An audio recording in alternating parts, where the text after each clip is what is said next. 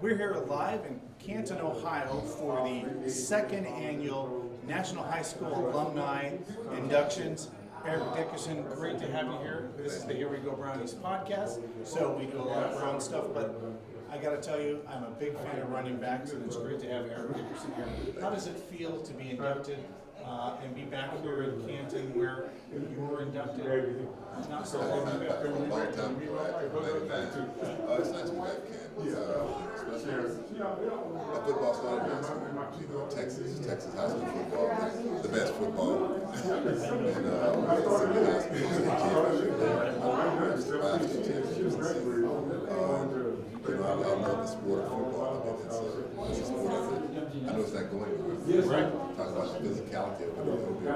Well, it's beautiful. Southern Miss, right? I mean, Southern Methodist. Southern Methodist. As you with your careers there and expanding into playing for four, NFL teams throughout your career, what is it like to now come back here and have it come full circle and have you recognized for your accomplishments in high school and what you did outside of football?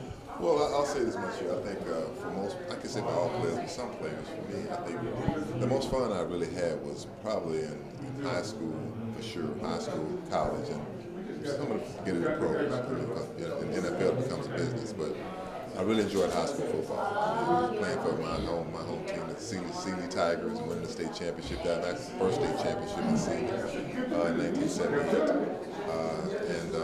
Playing at SMU, and having a great program there, a powerhouse program back in the 70s and 80s. And playing for the Rams. Playing for the Rams was a thrill. The coach was okay, but I'm a Ram for sure. Yeah, I say, as a kid, I always watched you play for the Rams, and it seemed like you were like up and down the field against the Rams. Now, being a Browns fan and doing a Browns podcast, we recently lost the great Jim Brown. What was it like as a player to look up to him in your career and trying to emulate your style? Or who did you look up to? Was it Jim Brown? Or who was that guy that you looked up to as you started high school? Well, I didn't see Jim play, but I was a Jim Brown fan. Matter of fact, I would visit Jim before he passed away. Matter of fact, the day he passed away, I was traveling, and I had seen him a week prior, and I thought about his wife and him, and I said, I'm gonna call him when I get to my location. And then when I landed, I heard he passed away. So that was very sad for me. Jim was a good friend, great football player. But to me, I think Jim brought more than just football. It was his humanitarian thing that I know Jim mostly for. But the reason I played the running back position was because of O.J. Simpson. I mean, I met O.J. I wanted to be like O.J. Not in the other sense, but as a football player, my first recruiting visit was to USC, and I met O.J. On the field. They were in the national championship game against Michigan, and I walked over to him and I said, "How you doing, Mr. Simpson?" I said, "What's your name?" I said, "My name's Eric Dickerson. I'm a running back from Sealy High, from Sealy, Texas." He said, "Oh yeah." I said, "Yes, sir." I said, "I'm a big fan, and I'd like to one day break your record." He said, "Okay, well, good luck with that."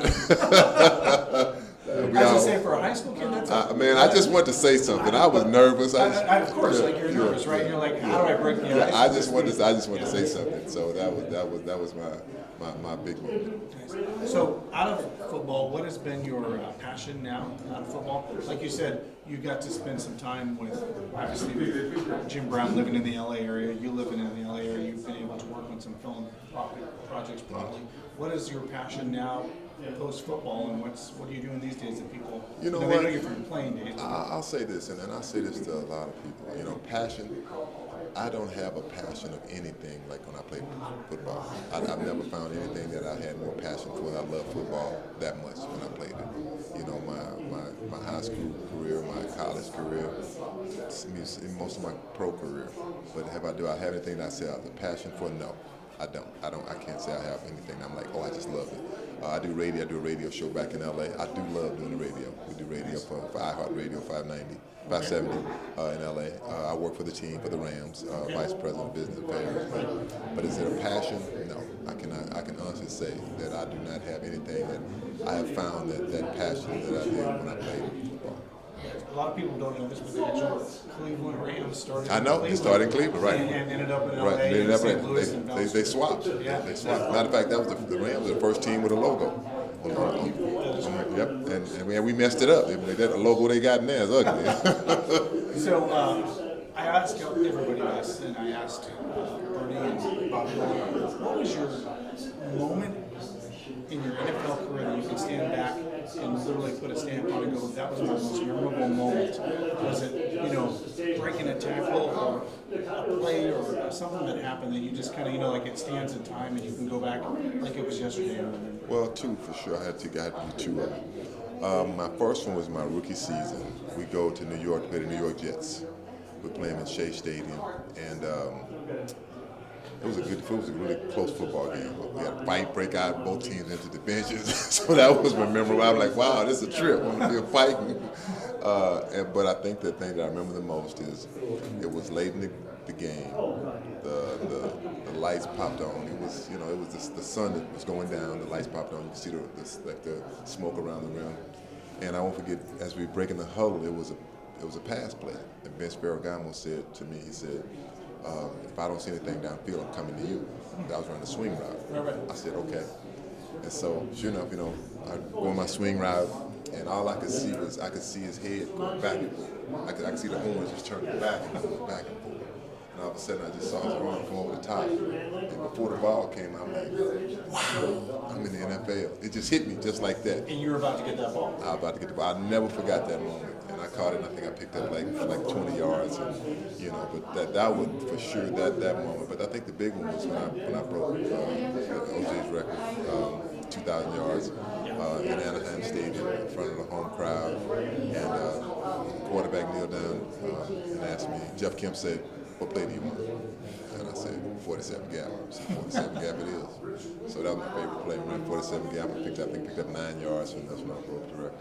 It's interesting that you mentioned those rookie moments, like that's where it set in, and then those moments. I asked Bob the same question, and he said it was for me to come out to the old Municipal Stadium, and run out of that tunnel as a Cleveland Brown, even though he had played for the Patriots before. Yeah. But for him, that was his moment, because he was like, this is where I grew up. That's why he grew up. He grew up here. He grew up here. He watched, the Jim Browns of the world, and then for him to do that again, it was at his moment in his hometown. So, thank you, Eric. Thank you very much. Thank you for everything you're doing, and congratulations on being inducted into the National High School.